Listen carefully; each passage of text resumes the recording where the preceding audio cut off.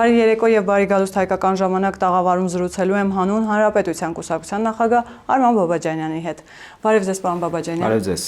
Պարոն Բաբաջանյան, Դավոսում հիմա ընթանում է Խաղաղության խորհրդի կանոնադրության ստորագրության արարողությունը, գիտեք, որ Թրամփը այնտեղ պաշտոնապես հրավիրել է նաեւ Նիկոլ Փաշինյանին։ Ընդհանուր առմամբ նախ հասկանանք, թե Խաղաղության խորհուրդը ինչ է իրենից ներկայացնում, որովհետեւ Թրամփը հայտարարել է, որ դա զբաղվելու է ոչ միայն Գազայի կարգավորման հարցով, այլ նաեւ հետագայում ավելի լայն ընդգրկում է ունենալու, օրինակ Ուկրաինայի հակամարտության հարցով կարող է զբաղվել եւ կարգավորման առումով։ Նախ հասկանանք, թե ինչ կա Թրամփի մտքին, այսինքն Թրամփը փորձում է այս խաղաղության խորհուրդը, այսինքն ՄԱԿ-ը փոխարինել խաղաղության խորհրդով, որովհետեւ ասել է, որ սա նախադեպ է չունեցող այսպես խաղաղարար խորհուրդ է կազմակերպությունը եւ նաեւ այնտեղ Հայաստանի մասնակցությունը, որքանով է կարեւոր, ինչ է դա տալիս Գազայում հակամարտության կարգավորման տեսանկյունից եւ նաեւ ինչ է տալիս հայկական կողմին։ Առհասարակ կարծում եմ մեր մասնակցությունը չափազանց կարևոր է, բայց ժամանակ կուզի, որպեսզի հասկանանք այս խորհուրդը որքան կենսունակ կլինի եւ որքան առաջ կգնա։ Գիտեք, տարբեր պետությունների ղեկավարներ նաեւ մերժել են մասնակցել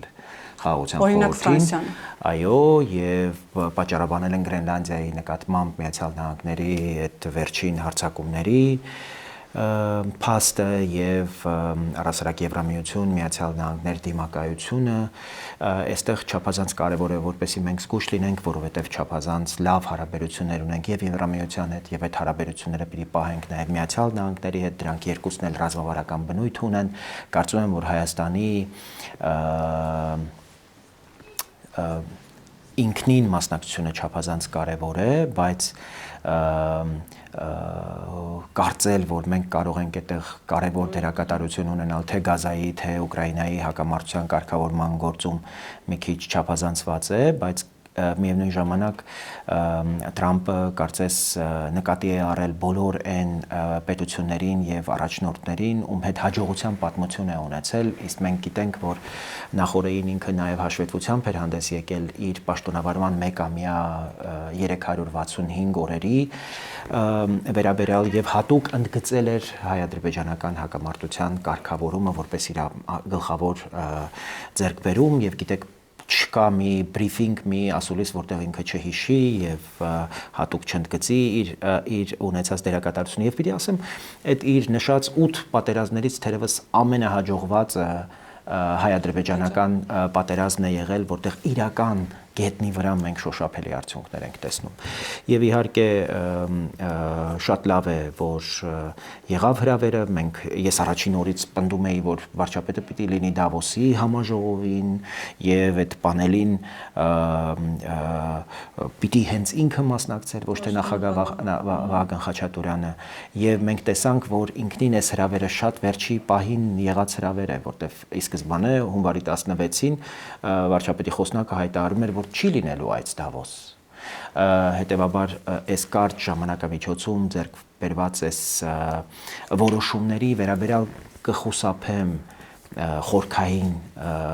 գնահատականներ տալ, մինչև տեսնենք նախ կանոնադրությունը ինչի մասին է եւ ակնկալիքները հասկանանք եւ հավակնությունները, այդպես ամպագորգոր ասել ՄԱԿ-ին փոխարինող, ՆԱՏՕ-ին փոխարինող, ընդհանուր այդպիսի հայտարարություններ են արվում, ոտքի վրա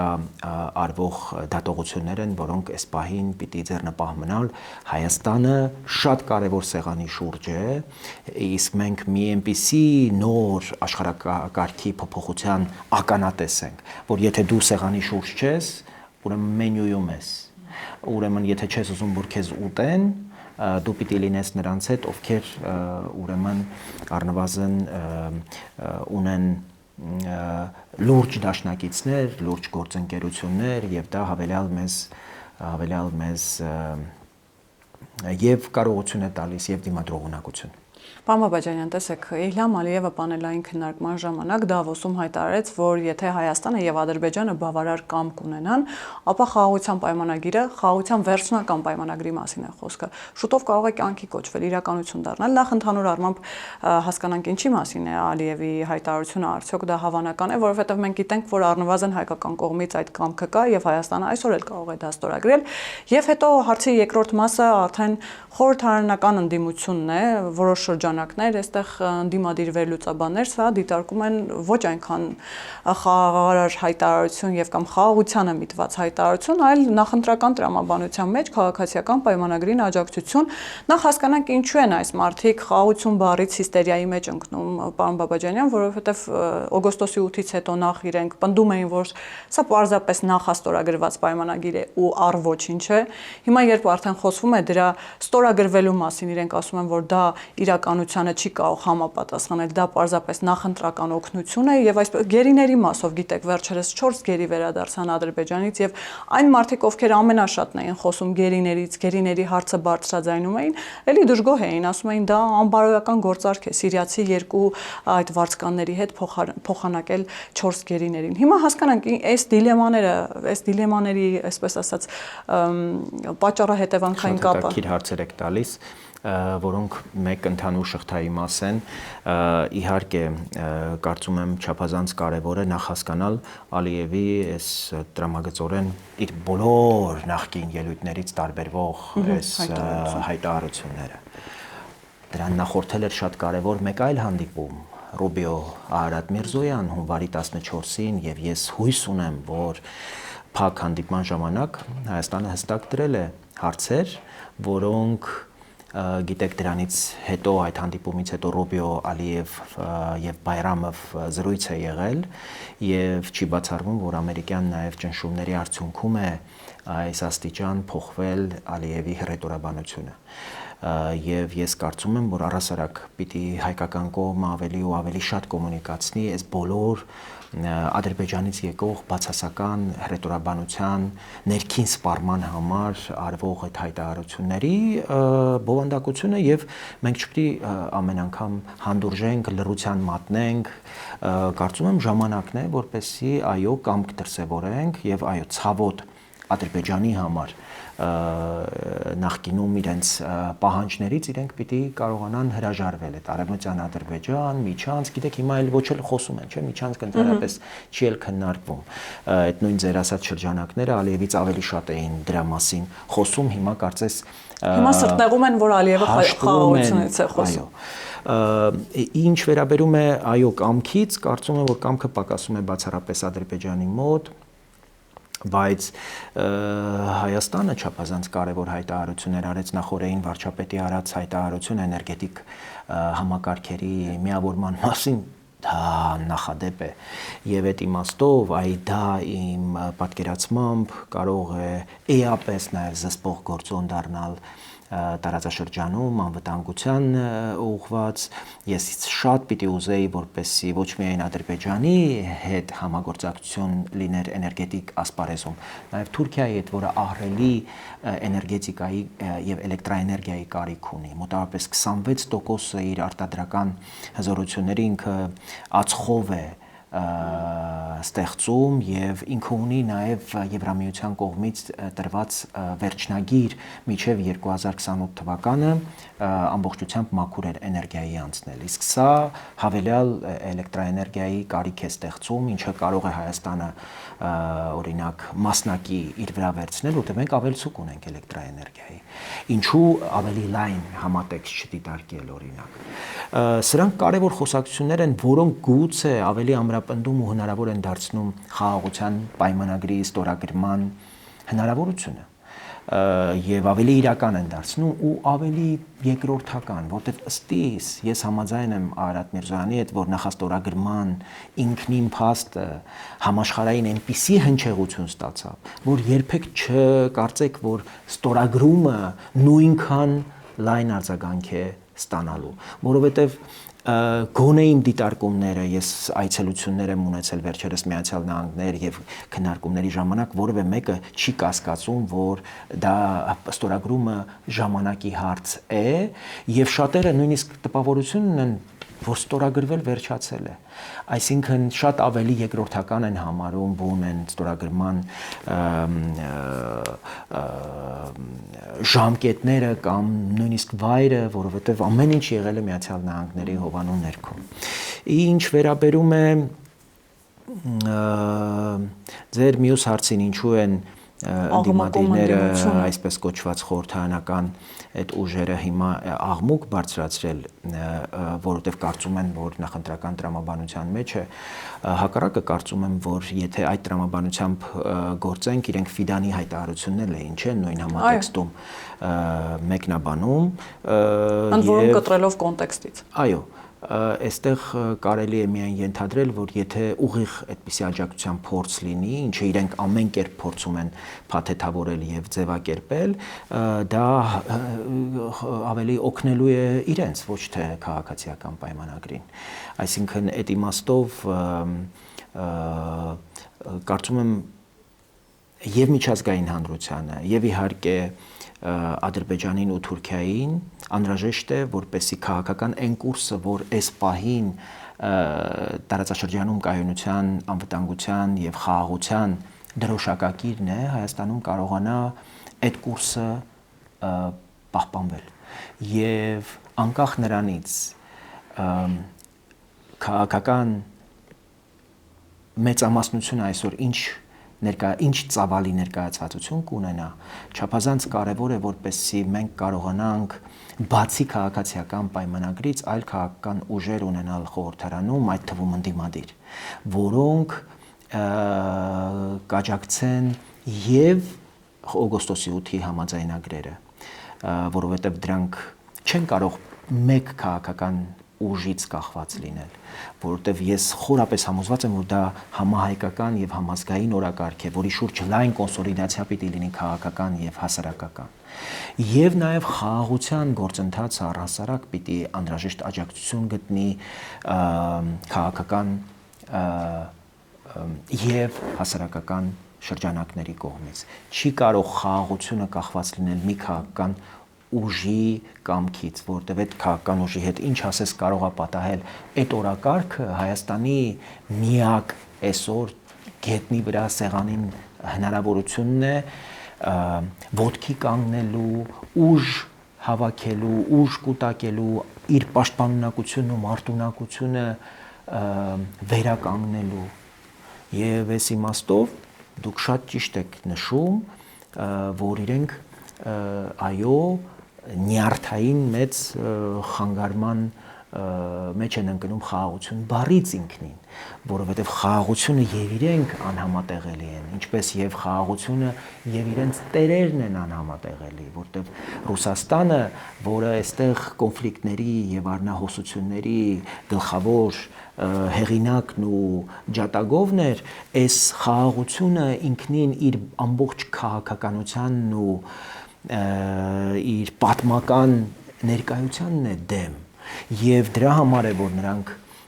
ամեն օր հաշվում էին որ վաղը Ադրբեջանը հարձակվելու է Հայաստանի վրա վաղը Գիրանցից են գալու մյուս օրը Սադարակից են գալու մյուս օրը չգիտեմ որ հատվածից է Սյունիքը չի եղել այդ բոլորը եւ այս մարդիկ մնացել են մեջտեղը հիմա նոր ուրեմն նոր փաթեթավորումներ են փորձում իրենց կենթանության մասին հիշեցնելու համար դա է պատճառը եւ ես այդ իմաստով կրկին ու կրկին ուզում եմ նշել որ ընդհանրապես այս ուժերին որոնք թաքնվում են խաղաղության Ալիևի հայտարարությունների նոյեմբերի 9-ի փաստաթուղթը առաջ մղելու էս իրենց հայտարարությունների հետևում դրանք մի նպատակ ունեն հայկական պետականության կազմակերպումը իրենք հայկական պետականության ինքնիշխան գոյության դեմ քաղաքական սուբյեկտներ են իրենք ռուսամետ չեն իրենք պետության հակառակորդներ եւ թշնամիներ են եւ մեր ժողովրդի վերաբերմունքն էլ պիտի ըստ այդմ լինի իրենք մի նորմալ դատապարտող հայտարարություն չեն արել Սալավյովին եւ Դուգինին ու պիտի վստահաբար ասենք, որ նրանք, ովքեր կընտրեն այս քաղաքական շրջանակին, խորհրդարանական եւ արտախորհրդարանական այդ շրջանակին, իրենք քվե են տալու նրանց, Դուգիններին, Սալավյովներին, ովքեր հատուկ ռազմական գործողություն են ուզում իրականացնել Հայաստանում, ովքեր ընդհանրապես ասում են, որ ինքնիշխան Հայաստանը մեզ համար խնդրեմ է, մեր դեմ կարող է գործել, պլաստարմ դառնալ։ Եվ Սա սրա հետ կապված կարծում եմ եւ իշխանությունները, եւ ազգային անվտանգության ծառայության մարմինները, եւ մենք որպես քաղաքացի անելիք ունենք, ու եւ այդ անելիքը պիտի դրսեւորվի մեր հավաքական ընտրության պահին։ Պարոն Բաբաջանյան, շատ տեղին էր հիշատակումը, սա էլ է շատ հետաքրքիր դիլեմա, որ նույն քաղաքական շրջանակներին, նույն անհատներին ջղաձգվում են այն դեպքում, երբ Ալիևը կարող է խոսել խաղաղության մասին, բայց նույն քաղաքական շրջանակները կարծես այսպես փառավորվում են, երբ Սոլովյովը խոսում է օրինակ հատուկ գործողություններ անելու մասին։ Հետաքրքիր է, սա էլ է դիլեմա, սա ռետորական։ Շատ կարծում եմ հանգիստ պետք է վերաբերվել։ Սոլովյովը հստակ է, որ Կրեմլի խոսնակն է, իրենք Սոլովյովների այս հայտարարություններից ավելի ոգևորվում են, որ դեռևս կարող է հույս կա, որ Հայաստանը հնարավոր կլինի ուրեմն իրենց ուղեցիր վերադարձնել։ Փրկել իրենց բառերով ասած։ Բայց այնուամենայնիվ, պարոն Բաբաջանյան, տեսեք, Սոլովյովը Դուգինը դեռ մի կողմ, ինչպես Զախարևան ասաց, օրինակ Սոլովյովը սովորական լրագրողի խոսք է, միտք է, ինչու է պետք Սովորական լրագրողները ինոագենտի կարգավիճակ ունեն եւ դրանք բոլորը Ռուսաստանից դուրս են փախել են Ռուսաստաններից, ես դրանց նաեւ Գերմանիաներում հանդիպելու առիթ եմ ունեցել։ Սոլովյովը սովորական լրագրող չի, Սոլովյովը մարդակերության քարոզիչ է եւ ֆաշիզմի քարոզող։ Լավ, հիմա Լավրովը եկավ լրացնելու, Լավրովը եկավ նախ շատ մտահոգված հայտարարեց, որ Հայաստանում քաղբանտարկյալներ կան եւ ոչ ավել ոչ պակաս այդ քաղբանտարկյալը Վարդան Ղուկասյանն է, խոսեց, որ իրենց նաեւ մտահոգում է այն, որ Եվրամիությունը փորձում է այստեղ միջամտել իրենց բարերով ասած միջամտել ընտրություններին, այն է, որ Եվրամիությունը պատրաստվում է հիբրիդային պատերազմի դեմ պայքարելու տրամաբանության մեջ Հայաստանին գումար տրամադրել եւ Լավրովն ասում է, ես հայ հանրության փոխարեն կանհանգստանայի, որովհետեւ նրանք օրինակ Մոլդովայում նույն գումարներով գնացին ընտրակեղծարարության, որովհետեւ Մոլդովան հաղթեց։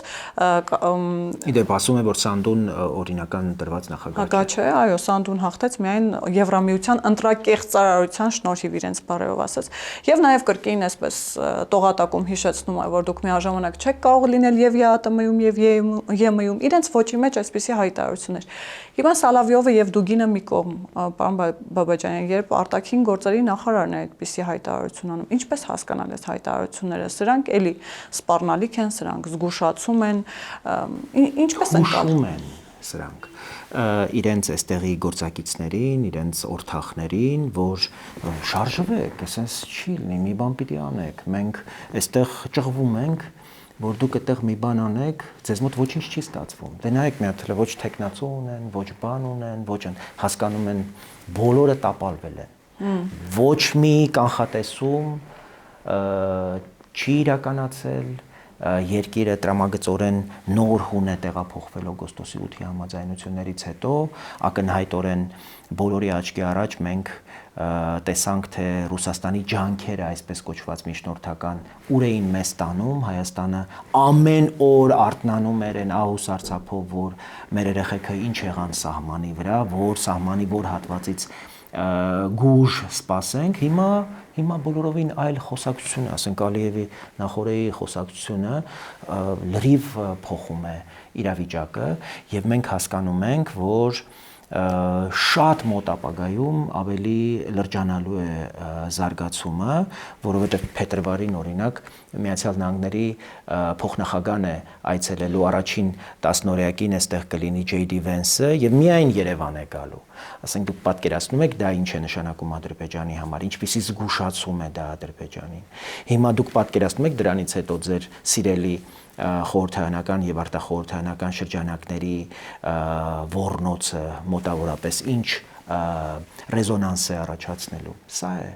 իրենք պիտի Լավրովը կլինի, Լավրովը կհուշի, որ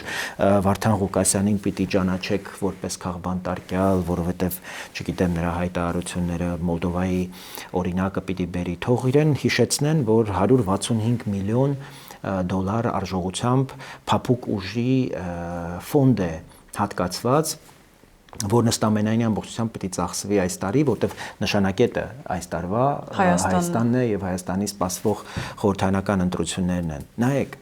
Հայաստանը 100 միլիոն դոլարով գույք է տվել 2000 թվականին Ռուսաստանին։ Հայաստանը 200 միլիոն կամ ավել զենքի փող է տվել, որի դիմաց մենք դեռ սպառազինություն չենք ստացել, բայց Ռուսաստանը պատրաստվում է Հայաստանի վրա 165 միլիոն ծախսել, որպեսզի իր քաղաքականությունը,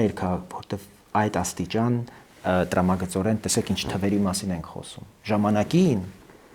մեր պետության կենսական կարևոր ռազմավարական օբյեկտները, 5 օբյեկտները 100 միլիոնով տվել ենք, հիմա ռուսները 165-ը ծախսում են, որպեսզի ընտրություններում կարողանան արդյունք ստանալ։ Սա նշանակում է, որ Հայաստանը կարևոր է։ Հայաստանը չափազանց կարևոր է, ու սա նշանակում է, որ իրենց քաղաքական նպատակներին հասնելու համար ռուսները կարող են գործի դնել են բոլոր վտանգավոր ռումբերը, որոնք մեր երկրի տարածքում արկա են։ Դա հատկապես հայ-թուրքական սահմանին FSB-ի ռուսական սահմանապահ ուժերն են, դա հատկապես 102-րդ ռազմաբազան է Գյումրիում, դա Հայաստանի շարունակվող անդամակցությունն է ՀԱՊԿ-ին, ԱՊՀ-ին, ԵԱՏՄ-ին, ու այս ուղղությամբ ես կարծում եմ, որ մեր գլխավոր խնդիրը ոչ միայն պիտի լինի ՌԺԴ-ն օրինակ այդ հատվածները ռուսների ձեռքից վերցնել, այլ ընդհանրապես խոսել այդ կոնցեսիայի այլևս շարունակելու աննպատակահարմարության մասին, որտեղ մենք հասկանում ենք, որ ահռելի տրանսպորտային լոգիստիկ նոր հնարավորություններ են Հայաստանի առջև բացվել եւ հասկանալով, որ Ռուսաստանի քաղաքականության մեջ չի մտնում խաղաղությանն աջակցելը մեր տարածաշրջանում, մենք չենք կարող թողնել, որ Ռուսաստանի պետական երկաթուղային այդ ընկերությունը, որը կքել է միլիարդավոր պարտքերի տակ, այս պահին մոտավորապես 50 միլիարդ դոլարի հասնող պարտքի մասին է խոսքը, որը փորձում է կառավարությունից փող վերցնել, կառավարությունը մերժել է Ռուսաստանի իրենց, հիմա իրենց երկնաքերերն են Մոսկվայում որոշել ծախել, որ կարողանան դիմանալ։ Հիմա մենք ակնկալում ենք, որ այս ընկերությունը պիտի մեզ անհրաժեշտ 3 հատվածները երկաթուղու կառուցի, որի արժեքը մոտավորապես 1 միլիարդ է կազմում եւ նստել սպասում ենք, խնդրում ենք ռուսներին, որ իրենք քայլ անեն, քայլ չի լինելու։ Մենք պիտի առաջանցիկ կարծում եմ գործողությունների անցնենք եւ համարձակ որոշումներ կայացնենք, որտեղ հաշվարկը հենց դա է, որ քայլ չի լինելու։ Ռուսները սիրում են նրանց, ովքեր իրենց գործողությունների մեջ ավելի համարձակ են, ավելի հատու են, ավելի վիրահատական գործողությունների պատրաստ են։ Իրենք գուցե Հայաստանի դեպքում սովոր չեն, որ Հայաստանը այդպիսի համարձակ քայլերի է պատրաստ գնալ, բայց կարծում եմ պիտի սովորեցնենք։ Եվ այս իմաստով ոչ միայն ռուսները պիտի սովորեն մեր կոշտ քայլերին, որտեղ հույս ունեմ, որ ոչ միայն Ախուրիկի հատվածից ռուսները, որոնք արդեն դուրս են դրվել, նաև այլ հատվածներից փուլային մենք պիտի դուրս բերենք, հատկապես հայ-իրանական սահմանից, որտեղ պիտի առաջիկայում հիմնարկեքը լինի թրիպի, ռուսները այնտեղ ինչ գործ ունեն, պիտի դուրս գան եւ մենք փուլային կերպով պիտի եւ կահավորանքի եւ նաեւ պահպանության սահմանապահ ծառայության ամբողջ գործառույթները պիտի ստանձնենք, ու սա է ինքնիշխանության վկայությունը, այդ միայն դեկլարացիաներով եւ հայտարարություններով չեն, ի վերջո նաեւ արտաքին մեր գործընկերների համար էական նշանակություն ունեցավ Զվարթնոցի, նաեւ հայ-իրանական սահմանային այդ անցակետի ազատագրումը ռուսներից եւ դրանից հետո շատ ու շատ համաձայնություններ հնարավոր եղավ։ Մենք ավելի շատ մեծ հատվածներ պիտի ուղղակի ազատագրենք, որովհետև մինչև այս պահ ռուսները օրինակ հայ-թուրքական սահմանը չեն համարում հայ-թուրքական սահման։ Իրենք համարում են, որ դա ԵԱՏՄ Թուրքիա սահմանն է օրինակ։ Մենք նախ պիտի այս սահմանը դարձնենք հայ-թուրքական, ու որ մեզ հետ որպես երկիր հարաբերվեն, որ Թուրքիան Հայաստանի հետ խոսի այն հարցերի մասին, որոնք մեզ համար ցավոտ են, ոչ թե խոսի երրորդ երկրների հետ, ու մենք երրորդ երկրների շահերի պրիզմայով սկսենք հարմարվել այն քաղաքականություններին, որոնք որ առնչվում են մեզ, այդ երրորդ երկրներն էլ իրենք փայ մտնեն այդ քաղաքականության մեջ։ Կարծում եմ, որ հորիզոններ են բացվել Հայաստանի առաջ, Հայաստանին պետք է ուղղակի ներքուստ իր ինստիտուտները ամուր պահել, խաղաղության ամեն օրը ամեն օրը պիտի մարդկանց կյանքում փոփոխություն բերի։ Ում է պետք են խաղաղությունը, որ հերավոր Վարդենիսում, Տավուշում եւ Սյունիքում մարդկանց կյանքի վրա էական ազդեցություն չի բերել։ Ում է պետք են խաղաղությունը, որ գյուղացին նույն իր ջուրը չի կարողանում դաշտ հասցնի, իր կաթը չի կարողանում մթերի, իր բերքը շարունակում է փչանալ եւ ինքը այդ 100 կիլո կարտոֆիլը կամ իր արտադրած գազարը չի կարողանում խանութ տանի, որովհետև պարզվում է Պակիստանից են բերում կարտոշկեն եւ գազարը։ Ու պետությունը քաղաքականություն չունի, ինչպես պաշտպանի իր ներքին արտադրողին։ Հետևաբար խաղաղությունը ես ուզում եմ, որ հասնի ամենահեռավոր գյուղեր եւ մարդը, որի համար մեր հանդիպումներում համոզվել ենք ոչ Թրիպն է կարևոր, ոչ Թրամփն է կարևոր, ոչ Եվրամիությունը, ոչ Ամերիկան։ Ինքը ուզում է արժանապատիվ պայմաններ եւ հնարավորություններ, որ իր երեխան Երևանի երեխայի նման գնա անվճար մանկապարտեզ,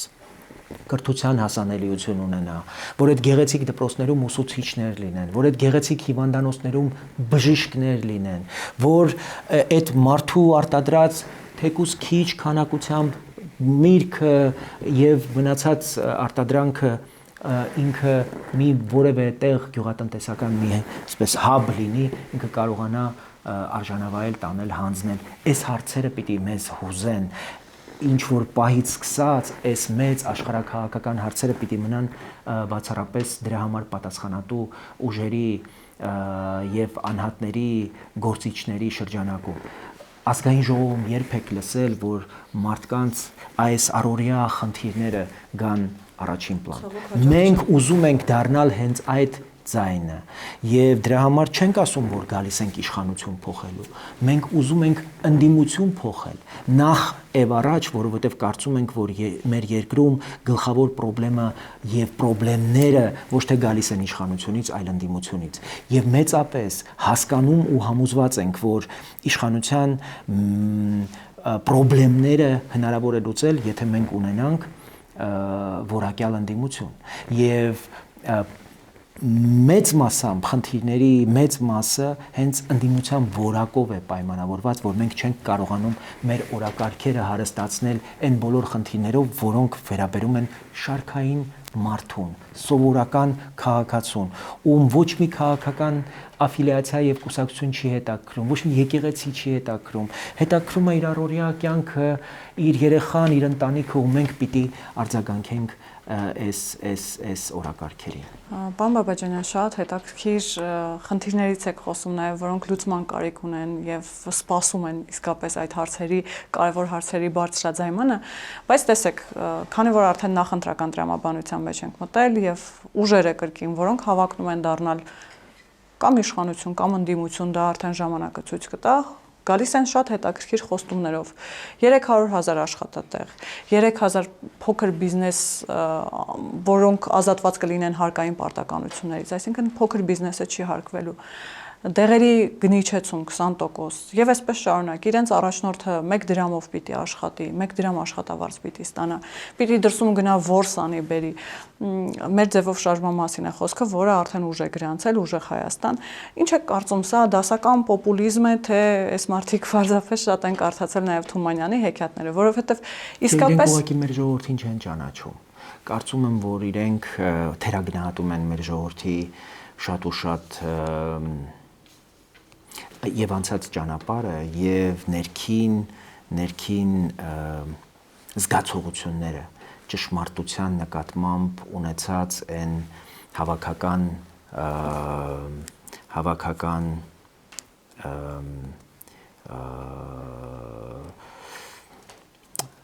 պատկերացումները, որոնք որ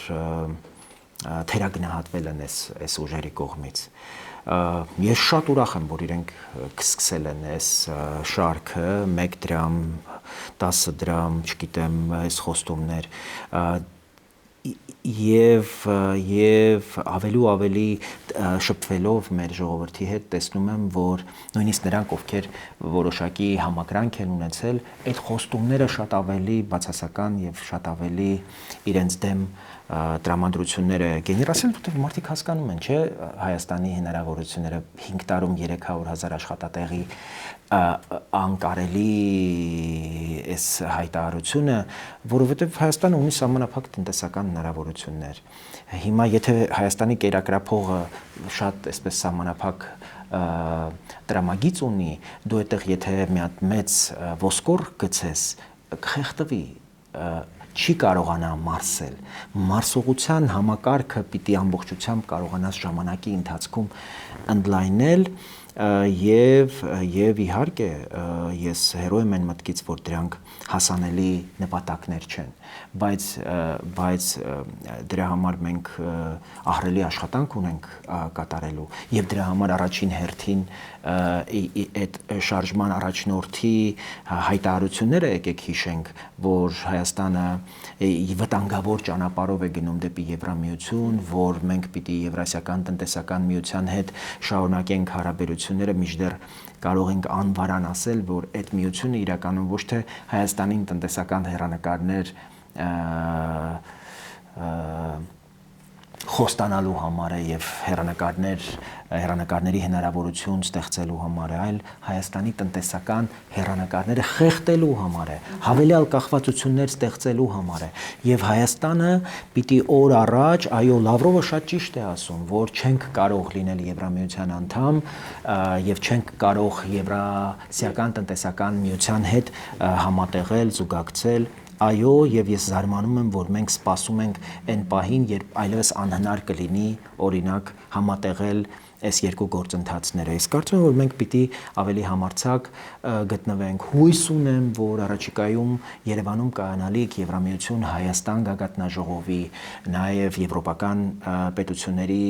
եվրոպական համայնքի գագաթնաժողովի հենց առիթները կդառնան, որպեսզի Հայաստանը պաշտոնապես օրինակ դիմում ներկայացնի Եվրամիությանը անդամակցության համար եւ մենք իրապես ճանապարհային քարտեզ ունենանք ձեռքի տակ, որ մենք հիմա գտնվում ենք օրինակ անդամակցության տեխնացուի կարգավիճակ ենք ստանում, գտնվում ենք այստեղ, նպատակ ունենք 5 տարվա ընթացքում, 10 տարվա ընթացքում, 20 տարվա ընթացքում օրինակ ստանդարտները եւ արտադրանքի եւ տեխնիկական եւ նաեւ քաղաքական ստանդարտները հասցնել Եվրամիության անդամակցության ուրեմն տեխնացու երկրի մակարդակի եւ պատրաստ լինել անդամակցության եւ եթե աշխարհակաղակական մի այնպիսի իրավիճակ ստեղծվի, որ մեզ համար պատուհան բացվի անդամակցության, մենք չնայենք, որ մեր ստանդարտները չեն համապատասխանում եւ մեզ սպասում են, թե չեն սպասում, հավատացեք, եթե մենք այդ ստանդարտներին կարողանանք հասնել, եվրոպացիներն իրենք են խնդրելու, այնպես ինչպես Լեհաստանին որևէ մեկը չէր ուզում Եվրոպական միություն ընդգրկել 2000 թվականին։ Մինչդեռ 2004 թվականին դառավ Եվրոպական միության այնպիսի անդամ, առանց որի այսօր հնարավոր չի պատկերացնել Եվրամիությունը։ Իսկ այն թռիչքը, որ Լեհաստանը արձանագրեց, այն թռիչքը, որ Չեխիան արձանագրեց, այն թռիչքը, որ մերձբալթյան երկրները արձանագրեցին, տնտեսական թռիչքը, այսօր 1 տրիլիոն դոլարի է հասել հնան Լեհաստանի։ Եթե մենք այսպիսի ամբիցիոզ ծրագրեր ենք դնում 300,000 աշխատատեղի, պիտի նաև տնտեսական այնպիսի հեռանկարներ եւ այնպիսի շուկաների հետ աշխատենք, որոնք Հայաստանի շնչառությունը պիտի բացեն, ոչ թե շնչահեղձ անեն։ Եվրասիական տնտեսական միությունը մեզ խեղդելու, մեր տնտեսական հնարավորությունները խեղդելու համար է, որպեսզի մենք այսպես գամված մնանք ռուսական ուրեմն կախվածություններից, որպես վասալ մտածենք, թե լարսը երբ կբացեն, երբ կլայախ կանեն, փակեն ու բանանեն։ Մեր տնտեսվարողներն էլ աղոթեն գիշեր ու զոր, որ հայ-ռուսական հարաբերություններում հանկարծ մի վթար չլինի, որպես իրենց արտադրանքը անարգել կարողանան ծախել։ Դե ամոթ է էլի։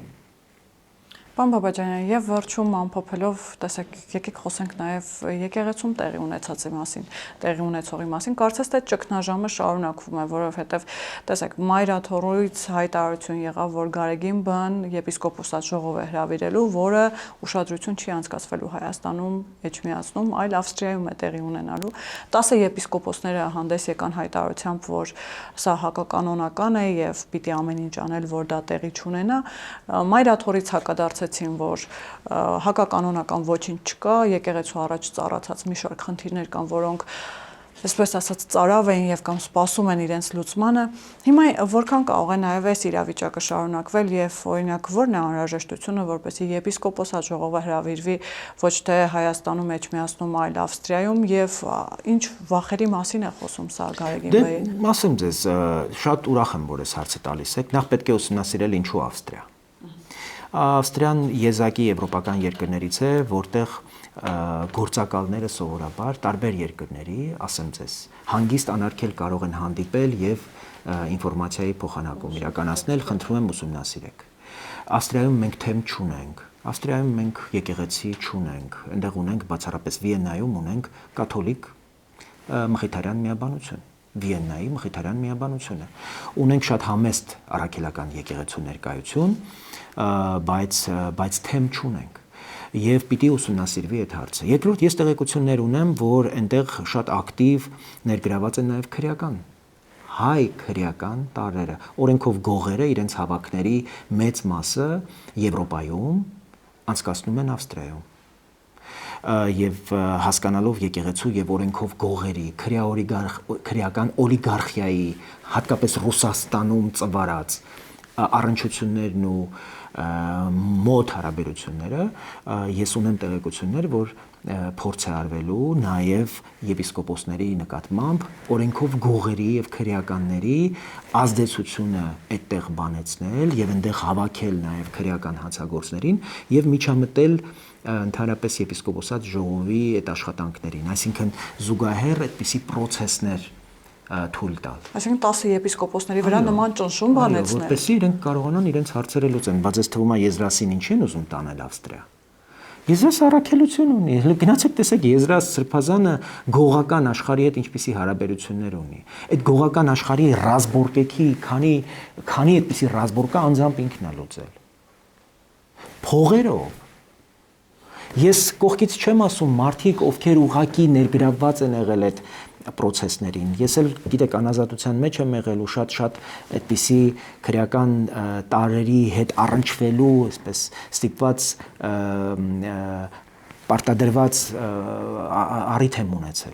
Եվ մարդիկ պատմում են, որ եկեղեցին Ռուսաստանում ամբողջությամբ նաև կարգավորում է այդ քրեական առնչությունները։ Ու պիտի նախ ստուգվի այս ամեն ինչը ինչքանով կապ ունի իրականության հետ եւ պետք է հասկանալ 10 եպիսկոպոսը ընդհանրապես պիտի ականջալուր լինեն այս որոշմանը, թե պիտի ընդհանրապես մերժեն եւ այլ process մեկնարկեն։ Ես հակառակը կարծում եմ, որ այս ոչ թե ճգնաժամը երկարաձգում է, հակառակը ցույց է տալիս, որ այս ճգնաժամը ելք ունի եւ այդ ելքը մայրաթոռում է, որտեղից փախչելով Գարեգին Վեհապարը փորձում է ուրեմն իրենից հեռացնել պատասխանատվությունը, բայց մայրաթոռից փախնելով պատասխանատվություն չես փախնի, հակառակը պիտի մոտենաս ժողովրդին, որովհետև հարցերի հարցը միևնույն է մայրաթոռում է եւ սիրես գործող իշխանությանը կամ մեզ կամ չսիրես, այդ հարցը պիտի լուծվի մայրաթոռում եւ ավստրիական այդ աննշան քաղաքում ժողով անցկացնելու այս որոշումը եւ Պերտ Սեթրակյանի կողմից այդ $25,000 նվիրաբերված այդ գումարը հյուրանոցի համար ձեռք բերած այդ իր բաները բրոնյաները չեն փրկելու լիքը աշխատանք կա տանելու ես կարծում եմ որ քաղաքական դերակատարները մաքսիմալ պիտի չեզոքություն հանդես բերեն, որտեղ հարցը արդեն բարենորոգման այդ օրակարգը ամբողջությամբ վերաբերում է եկեղեցուն եւ եկեղեցու անելիքներին եւ ես տեսնում եմ, որ այս 10 եպիսկոպոսները ունեն եւ բավարար գիտելիք եւ բավարար խիզախություն, որպեսզի այս օրակարգերը առաջ տանեն։ Մեր խնդիրն է հետեւել, որպեսզի որևէ օրենքի, իրավունքի խախտումներ չլինեն եւ աջակցել այս գործընթացին, որովհետեւ ավելի ու ավելի համոզվում եմ, որ եկեղեցին պիտի նեցուկ եւ զորավիք լինի հայկական պետականությանը, ինչին համաձայն չի այսօրվա եկեղեցու ղեկավարությունը։ Ու դա խնդրեմ է։ Հայաստանի ներսում չի կարող լինել վստահության մի այսպիսի մեծ պաշար ունեցող ինստիտուտ, որը հայկական պետականության հարատևության օրակարգի հետ հաշտ չի։ Մենք խոսում ենք քաղաքական շրջանակների մասին։ Ինձ կարող եք ասել մի հատ ելույթ, մի հատ որևէ զորակցության խոսք, որ եկեղեցին հնչեցրել է օգոստոսի 8-ի խաղաղության գործընթացի կապակցությամբ։ Լսել եք երբևէ խաղաղության օրակարգի վերաբերյալ որևէ քարոզ, որ եկեղեցին աջակցում եւ զորավիք է խաղաղության այն գործընթացին եւ այն ջանքերին, որոնք գործադրվում են։ Չեմ ասում ուղիղ անուններով տվեք, որ մարդիկ, որոնք ներգրաված են եղել այս գործընթացում, իրենց կրեդիտ տակ, բայց պիտի խոսեք այս մասին։ Ու տպավորություն է, որ ձեր նշած այդ արտախորհրդարանական եւ խորհրդարանական ուժերը, որոնք հիստերիայի մեջ են ընկնում, ինչպես դուք ասացիք, խաղաղություն բառից, դրա մեջ նաեւ եկեղեցին տեղ ունի ու մեզ համար սա անհանգստացնող է, որտեղ եկեղեցին պիտի լիներ խաղաղության եւ միավորման տուն, բոլորիս միավորման տուն։ Եկեղեցին այսօր իր այս հատվածականությամբ եւ իր այս կուսակցական դիրքորոշմամբ լրջագույն խնդրեմ է ստեղծել։ Ինձ որպես հավատացյալի, ես որ եկեղեցի եմ գնում, նայում եմ այդտեղ քահանան որ դաշտում է, ես մտնեմ այդ եկեղեցի, թե ոչ, ես այդտեղ խնդիր կունենամ, թե ոչ։ Ու այս իմաստով ամենամեծ վնասը հասցվեց եկեղեցուն այս կուսակցական դիրքորոշումների պատճառով, երբ կաթողիկոսը որոշեց դառնալ միայն Ռոբերտ Քոչարյանի եւ Սամվել Կարապետյանի կաթողիկոսը եւ ոչ բոլոր հավատացյալների, անկախ նրանից Նիկոլ Փաշինյանի հետևորդն են, թե իմ, թե մյուսի։ Քաղաքական մեր դիրքորոշումները, մեր հավանությունները, համակրանքները ինչպես կարող են լինել օրինակ կաթողիկոսի գործողությունների կամ օրհնության այսպես պայմանականություն։ Չի կարող եւ ես կարծում եմ, որ ավելի պետք է արագացնել, ավելի պետք է ինտենսիվացնել, այստեղ հույս ունեմ, որ եպիսկոպոսները ունեն գործողությունների պլան։ Այնուամենայնիվ մյուս կողմում Գարեգին համառորեն շարունակում է մնալ եւ Գարեգին չի, ես ձեզ ասեմ ինֆորմացիա տամ, որ ահավոր վախերի մեջ է վեհարանում, իր հեռախոսով նույնիսկ իր բջջային հեռախոսով չի խոսում, երեց կանանց է հրավիրում իրենց հեռախոսներով է շփվում իր եղբոր հետ եզրասի, իր մյուս հարազատների հետ, այդ վախը խոսում է այն մասին, որ շատ լուրջ անհանգստություն կա եւ շատ լավ է, որ կա այդ վախերը եւ այդ վախերը պետք է ուղղակի այդ վախերին պետք է արձագանքել համարժեքորեն եւ այս վիճակը այլևս թույլ չտալ, որ շարունակվի։ Ես սպասում եմ համարձակ գործողությունների եպիսկոպոսներից։ Շնորհակալ եմ, պարոն։ Ես եմ շատ շնորհակալ։ Հիշեցնեմ, որ տաղավարում զրուցում էի հանուն Հանրապետության կուսակցության նախագահ Արման Բաբաջանյանի հետ։ Կհանդիպենք։